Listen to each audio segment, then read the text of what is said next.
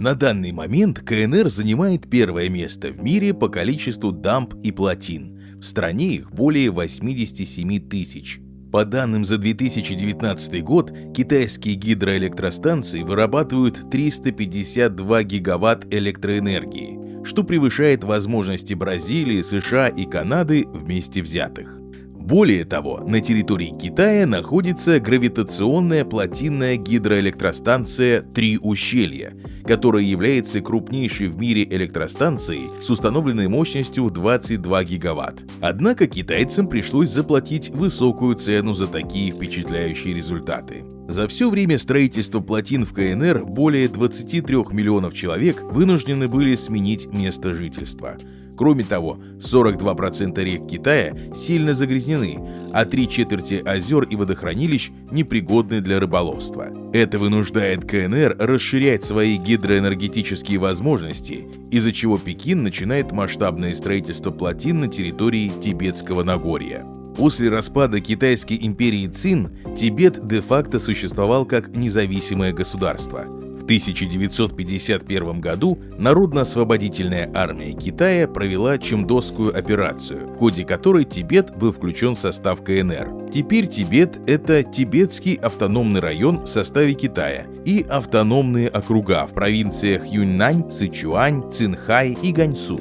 Более того, этот регион также известен как «водонапорная пашня Азии», так как является источником для 10 основных азиатских речных систем, протекающих на территории 10 густонаселенных стран – Китая, Индии, Вьетнама, Камбоджи, Лаоса, Таиланда, Бирмы, Бангладеш, Непала, Бутана и Пакистана. На данный момент реки Тибетского плато по сравнению с реками других регионов Китая являются чуть ли не девственными водоемами, так как на сегодняшний день в Тибете используется примерно 0,6% от гидроэнергетического потенциала региона. Несмотря на то, что Тибет является сейсмически нестабильным регионом со средней высотой 4500 метров над уровнем моря, китайские компании занимаются реализацией амбициозного плана по увеличению производства гидроэлектроэнергии в верховьях крупных рек Азии – Янцзы, Хуанхэ, Брахмапутры, Инда и Меконга. Брахмапутра – это трансграничная река общей протяженностью 2900 километров, разделяющая Тибет, Индию и Бангладеш. В январе 2013 года Китай в рамках своего 12-го пятилетнего плана утвердил там 3 проекта строительства плотин – Дагу, Цзэцу и Цзяча. Кроме того, Китай планирует построить на Брахмапутре 11 гидроэлектростанций, а крупнейшие энергетические компании страны, такие как Хуанэн, Хуадянь, Куадиан и Датанг, активно участвуют в этих амбициозных планах. Например, Huaneng Tibet Power Generation Co., дочерняя компания государственной китайской Huaneng Group, уже подписала несколько соглашений с правительством Тибетского автономного района касательно развития производства экологически чистой энергии в регионе. Согласно этим соглашениям, общая мощность объекта Huaneng Tibet Power в регионе к 2020 году достигнет 10 тысяч мегаватт. Это беспокоит Индию, которая считает, что из-за строительства китайских плотин на Брахмапутре вниз по течению до индийской территории будет добираться гораздо меньше водных ресурсов. Китайцы попытались успокоить Нью-Дели, сообщив, что эти плотины будут спроектированы таким образом, чтобы определенное количество водных ресурсов проходило мимо генерирующих электроэнергию турбин, а затем стекало обратно в русло реки в низовьях плотины, не уменьшая поток воды и не оказывая никакого влияния на территории ниже по течению.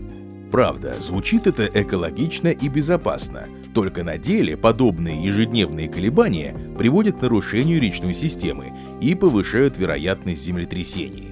Более того, в индийских СМИ часто звучат заявления о том, что деятельность вышеупомянутых китайских компаний на Брахмапутре далеко не прозрачна. Якобы непонятно, были ли вообще тибетцы и страны, расположенные ниже по течению низовья, проинформированы о реальном воздействии китайского строительства на речную систему.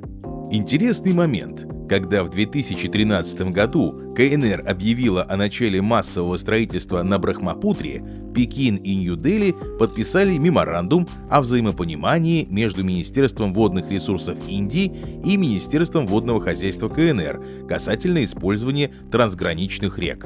Этот меморандум занимает примерно один лист А4 и не обязывает абсолютно ни к чему, что делает Индию не слишком защищенной от водных манипуляций Пекина. Это плохо. Стабильное экологическое состояние Тибетского Нагорья является жизненно важным критерием для 1,3 миллиарда человек, которые живут в бассейнах рек вниз по течению Брахмапутры. Очевидно, что странам региона необходимо создать совместный механизм, регулирующий водное природопользование на территории трансграничных рек, так как в 2100 году геополитическое устройство современной Азии, благодаря нарушению региональных экосистем, будет изменено до неузнаваемости. Большое спасибо за просмотр. Пожалуйста, оцените это видео и поделитесь им с друзьями. Также по ссылке в описании вы можете перейти в наш Telegram или оформить спонсорскую подписку и получить доступ к эксклюзивному контенту, стримам, еженедельным дайджестам и уникальным документам. До новых встреч!